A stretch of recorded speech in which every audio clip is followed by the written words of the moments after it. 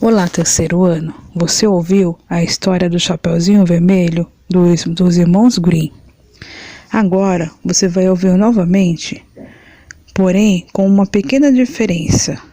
Eu irei parar a história em um certo momento e a partir daí você será o escritor. Você que escreverá o final da história, ok? Vamos lá. Chapeuzinho Vermelho, Irmãos Grimm. Era uma vez, numa pequena cidade às margens da floresta, uma menina de olhos negros e louros cabelos cacheados, tão graciosa quanto valiosa.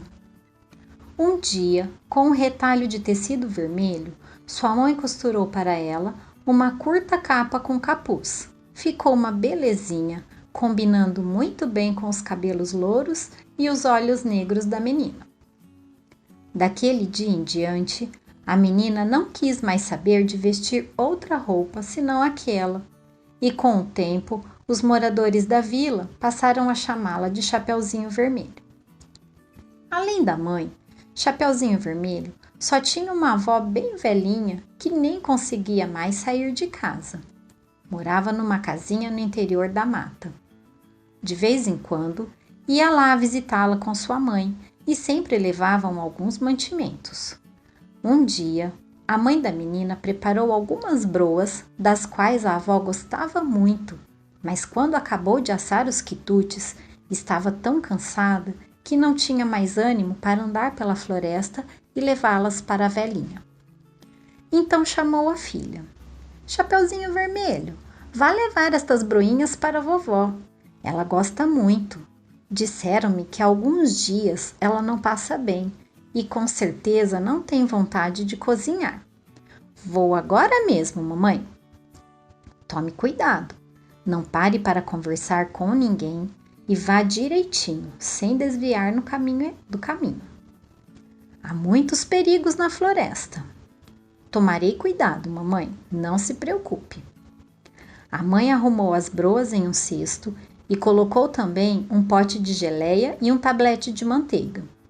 A vovó gostava de comer as broinhas com manteiga fresquinha e geleia. Chapeuzinho Vermelho pegou o cesto e foi embora. A mata era cerrada e escura. No meio das árvores, somente se ouvia o chilrear de alguns pássaros e ao longe o ruído dos machados dos lenhadores. A menina ia por uma trilha, quando, de repente, apareceu-lhe na frente um lobo enorme, de pelo escuro e olhos brilhantes. Olhando para aquela linda menina, o lobo pensou que ela devia ser macia e saborosa. Queria mesmo devorá-la num bocado só, mas não teve coragem, temendo os cortadores de lenha que poderiam ouvir os gritos da vítima. Por isso, decidiu usar de sua astúcia. Bom dia, linda menina, disse com voz doce. Bom dia, respondeu Chapeuzinho Vermelho. Qual é seu nome? Chapeuzinho Vermelho. Um nome bem certinho para você. Mas diga-me, Chapeuzinho Vermelho, onde está indo assim tão só? Vou visitar minha avó, que não está muito bem de saúde. Muito bem, e onde mora sua avó? Mais além, no interior da mata. Explique melhor, Chapeuzinho Vermelho. Numa casinha com as venezianas verdes, logo após o velho engenho de açúcar. O lobo teve uma ideia e propôs. Gostaria de ir também visitar sua avó doente. Vamos fazer uma aposta para ver quem chega primeiro. Eu irei por aquele atalho lá abaixo e você poderá seguir por este. Chapeuzinho Vermelho aceitou a proposta. 1, 2, 3 e já! Gritou o lobo. Conhecendo a floresta tão bem quanto seu nariz, o lobo escolhera para ele o trajeto mais breve e não demorou muito para alcançar a casinha da vovó. Bateu a porta o mais delicadamente possível com suas enormes patas. Quem é? Perguntou a vovó. O lobo fez uma vozinha doce para responder. Sou eu, sua netinha, vovó. Trago broas feitas em casa, um vidro de geleia e manteiga fresca. A boa velhinha, que ainda estava deitada, respondeu: puxe a tranca e a porta se abrirá. O lobo entrou, chegou ao meio do quarto com um só pulo e devorou a pobre avózinha antes que ela pudesse gritar. Em seguida, fechou a porta, enfiou-se embaixo das cobertas e ficou à espera de Chapeuzinho Vermelho. A essa altura, Chapeuzinho Vermelho já tinha esquecido do lobo e da aposta sobre quem chegaria primeiro. Ia andando devagar pelo atalho, parando aqui e acolá. Ora era atraída por uma árvore carregada de pitangas, ora ficando observando o voo de uma borboleta ou ainda um ágil esquilo. Parou um pouco para colher um maço de flores do campo, encantou-se a observar uma procissão de formigas e correu atrás de uma joaninha.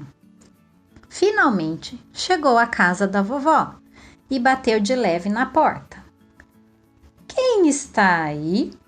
Perguntou o lobo, esquecendo de disfarçar a voz.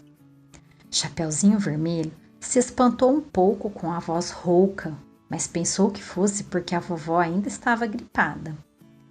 É Chapeuzinho Vermelho, sua netinha. Estou trazendo broinhas, um pote de geleia e manteiga bem fresquinha. Mas o lobo se lembrou de afinar a voz cavernosa antes de responder.